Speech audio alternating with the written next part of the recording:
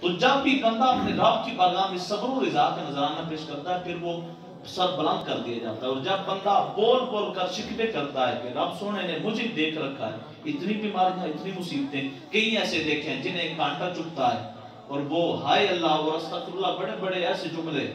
جن میں نہ شکری کا اظہار ہوتا ہے۔ اور کئی ایسے دیکھے ہیں جو ایڈز سے جنگ کر رہے ہیں، کینسر سے ان کا پالا پڑ چکا ہے، ہیپاٹائٹس انہیں ہو چکا ہے، شوگر ہے،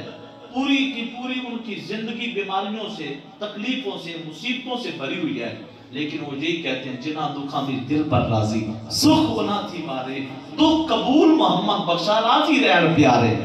وہ اپنے رب کی رضا پہ راضی ہیں، ایسے بندے بھی دیکھے ہیں۔ اور روایات میں آتا ہے کہ جب بھی کوئی بندہ بیمار ہوتا ہے، اللہ 2 فرشتے اس کے پاس بھیجتا ہے۔ آپ ذرا تصور تو کریں، جب آپ بیمار ہوں اور اللہ آپ کی طرف 2 فرشتے بھیجے، آپ کتنے بڑے خوش نصیب ہیں۔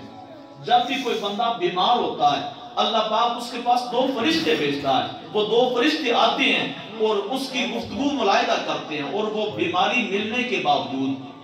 بخار ملنے کے باوجود وہ کہتا ہے الحمدللہ، میں نے شکوہ نہیں کرنا، میں نے تو رب کی تعریفیں بیان کرنی ہے۔ پھر اللہ کرتا کیا ہے؟ اللہ پاک جب فرشتے اس کی بارگاہ میں جاتے ہیں، اللہ پاک فرماتا ہے فرشتوں بتاؤ میرا بندہ بیماری کی حالت میں کیا کہہ رہا تھا؟ فرشتے عرض کرتے ہیں یا برطرف بیماری بھی برداشت کر رہا تھا، بخار کی تپش بھی اسے محسوس ہوتی تھی، اسے تکلیفیں بھی ڈھیروں تھی، لیکن کہہ رہا تھا الحمدللہ۔ سب مل کر بولیں الحمدللہ، الحمدللہ، الحمدللہ، الحمدللہ کی صدا پیش کر رہا تھا۔ تو فرشتوں نے جب یہ عرض پیش کرنی ہے نا، تو اللہ رب العزت فرماتا ہے کہ اے فرشتوں تم گواہ ہو جاؤ، تم گواہ ہو جاؤ، اگر اسی بیماری میں، اسی مصیبت میں، اسی تکلیف میں اسے میں نے موت دی نا، تو اسے جنت ضرور عطا کروں گا،